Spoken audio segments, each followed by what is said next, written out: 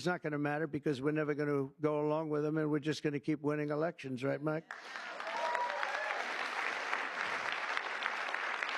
So when the Olympics comes to Los Angeles, I was responsible for getting the Olympics, and I said, oh, boy, this is terrible because I got the Olympics and I won't be president. And then what happened is that an election, strange things happened in an election. So I missed 4 years, and now I have the Olympics. It was sort of circuitous. It was a circuitous situation.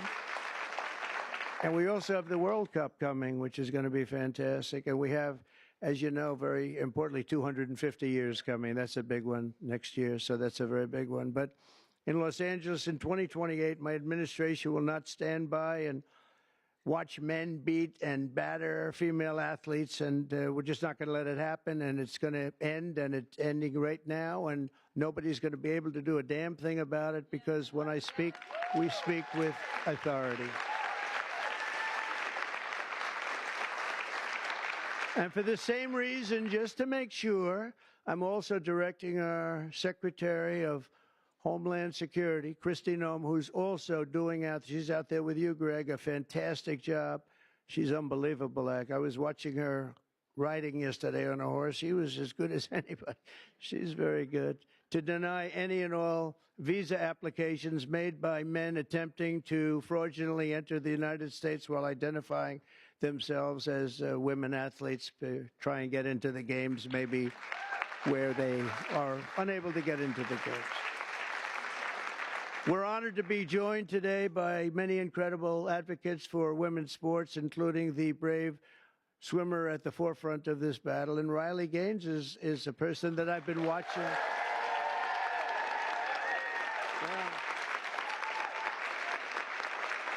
Good job. She fought hard. Riley was a 12-time All-American. Well, that's pretty good. 12-time All-American who sacrificed countless hours in the pool just for a chance at the title. It's so important to her. She gave up everything and just gave everything she had. But then the league forced her to share a spot on the podium with a male swimmer who took her trophy while the media celebrated this stolen glory. And Riley is just a tremendous athlete, and it was a very unfair situation. I watched it. A lot of people watched it. It was ridiculous, frankly. But I want to thank Riley. She really has been in the forefront. People that aren't that well-versed in this would say that she was the leader. And great job, Riley. Thank you very much. Appreciate it. And also with us is another great champion for women, Peyton McNabb. In high school, Peyton was a rock star athlete. Where is Peyton? Where is Peyton? I like Peyton. Nice to see you. Good job. Good job. Looks like a good athlete to me. In high school, Peyton was a rock star athlete preparing for a future in college sports, but in one volleyball match, a much taller and stronger male spiked the ball right in her face, knocking her unconscious, partially paralyzing her right side and leaving her with a traumatic brain injury. And Peyton said it was 100% avoidable if only my rights as a female athlete had been more important than a man's feelings. And we can't let it happen, and it's not going to happen.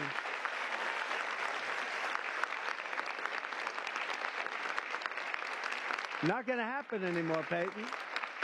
It's not going to happen. Are you okay? Are you good? I'm doing a lot better. Good. That's good. Thank you. We're also pleased to be joined by many incredible leaders on this issue. And as I mentioned before, Speaker Mike Johnson, and he has been so strong on this issue because he's a man of common sense. I mean, it really is. It's common sense more than anything else. So, Mike, thank you. Great job. Great job in everything. He's got the easiest job of any politician in history. He's got the nicest, like 200 and almost 20. It sort of varies between, depends on how many people I take from my administration. It goes up and down a little bit, but I promised I won't take any more. I just wanted to see how good he was. I was testing you. And we have some great people, but he's filling them up rapidly. He had some big wins the other day, very big wins the other day. But you've done a fantastic job. Thank you very much, Mike. We appreciate it. We all appreciate it.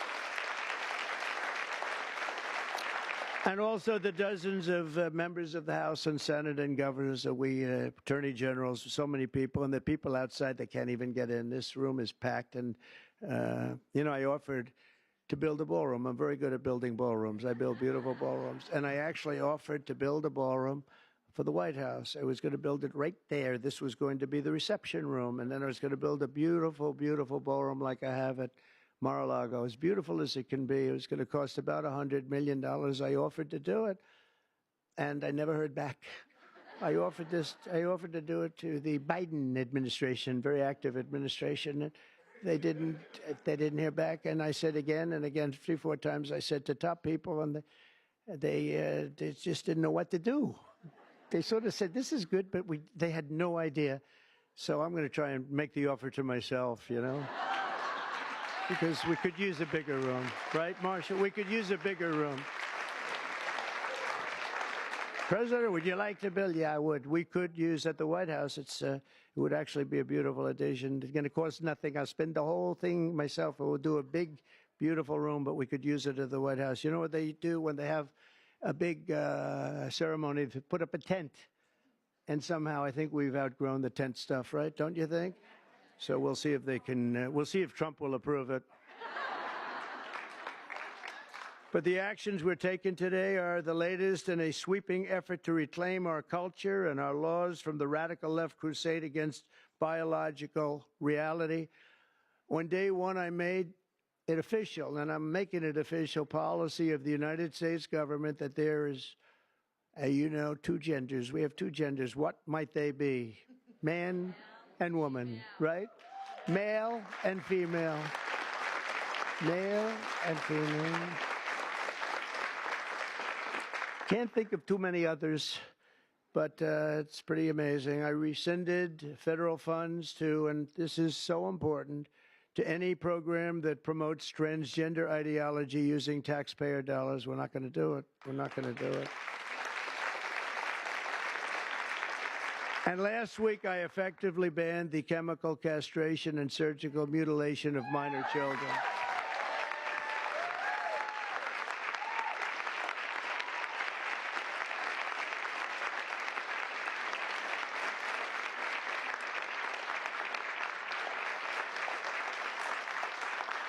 Can you believe I even have to say that? I banned governor. I banned. It's just like, who would ever think we have to even say that? Last week, I banned. Every day, we're ending the extremism of the last 4 years. We have other things that are just as ridiculous, not having to do with the subject, but just as ridiculous. Open borders where people are allowed to pour in from all over the world, from jails and prisons and mental institutions and insane asylums, people that are very sick, people that are very evil, killers, murderers. Many of them murdered more than one person. And we have to justify the fact that we're moving them out. We are moving them out in tremendous numbers. Tom Homan and Christie are doing a fantastic job, and the governor and other governors too.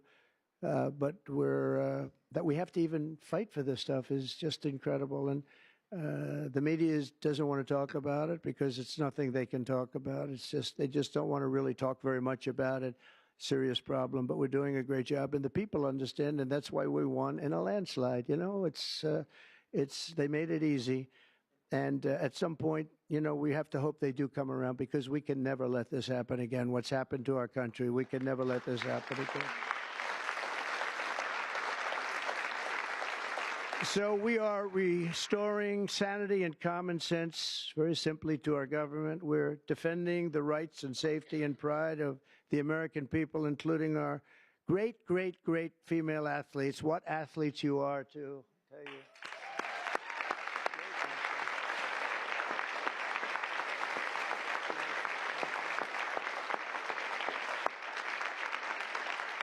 And, I'm not allowed to say this politically. It could end my career. They're really beautiful people. These are beautiful people. But like everything else, it's a little bit different today. You're not allowed to say that because if you call a woman or a girl beautiful, that's the end of your career. But let's take a chance on it, Mike. Let's take a chance. So I want to thank everybody for being here. It's fantastic. And this is sort of a big, big day. It shouldn't have even been necessary to take place. This started a long time ago, and we ended it today. And I'm going to sign the executive order right now, and everything I said will go into effect immediately, okay? Thank you.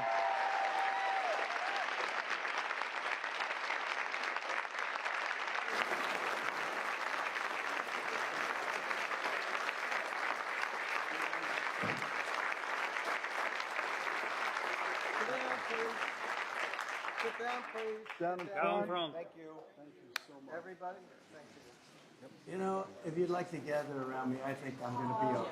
Come on. Come on.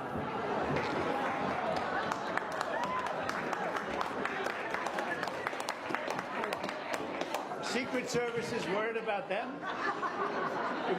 If we have to worry about them, we have big problems. Okay, do you want to do this? Watch what I do, and then I'm going to give you some pens, okay? You ready? What a nice picture this is, huh, Governor? You ready? We'll do a good job. Wait, let me press that. I want to make this a really good signature, because this is, this is a big one, right?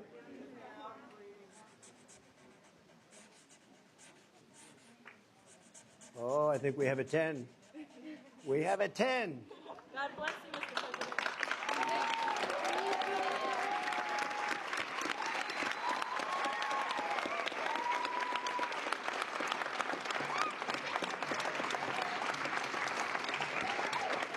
Pretty good, huh? I see that.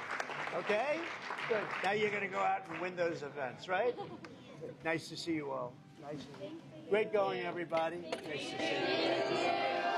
Thank you, kids. Here. Take a pen. I'll give some of these out, okay? Take a pen. Take a pen. Thank you so much. Where's Riley?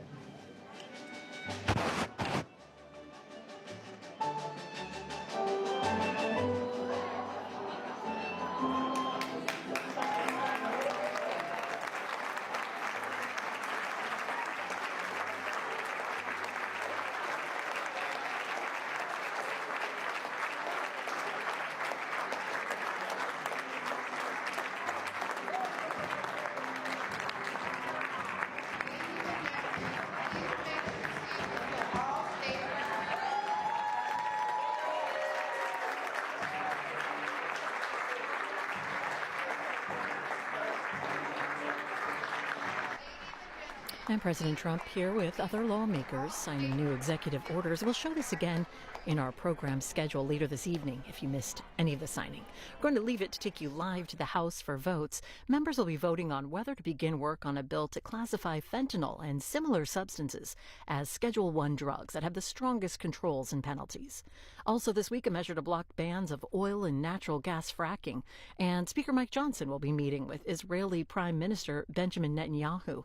That'll take place on Capitol Hill tomorrow. You can watch live coverage of the House right here on C-SPAN, expecting members to gavel in just a moment.